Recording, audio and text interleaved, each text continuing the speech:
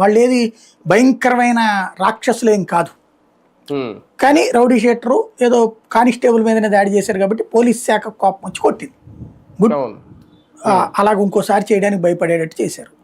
మరి నిన్నగాక మొన్న అనంతపురం జిల్లాలో 14 సంవత్సరాల 9th క్లాస్ అమ్మాయిని 18 మంది అత్యాచారం చేశారు.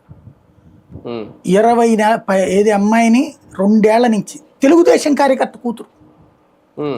మొన్న జరిగినటువంటి తెలుగుదేశం సంబరాలు, విజయోత్సవ సంబరాల్లో నాన్న తెచ్చిపోయాడు జీబులో ఉండి.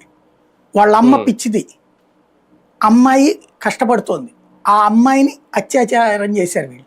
ఏదో వీడియో తీసి బెదిరించి 8 నెలల గర్భిణి అయింది. ఇప్పుడు 6గురినేమో అరెస్ట్ చేశారు. వాళ్ళని కదా చితక్ కొట్టాల్సింది నువ్వు.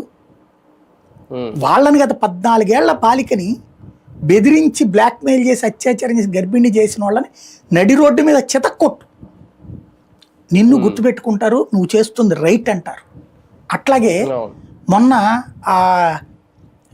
రేప్ చేశారు కదా ఒక అమ్మాయిని, అక్కడే అనంతపురం జిల్లాలో. వాళ్ళని పట్టుకుని కదా చితక్కొట్టాల్సింది. వాళ్ళని కొట్టారా? ఇలాంటి వాళ్ళని కొట్టినప్పుడు దీనికి జస్టిఫై అవుతుంది తెనాలి దానికి. అంటే అక్కడ ఇన్స్టెంట్ జస్టిస్ అవసరం, ఇక్కడ ఇన్స్టెంట్ జస్టిస్ అవసరం లేదేమో మరి. అది ఇప్పుడు ఎందుకు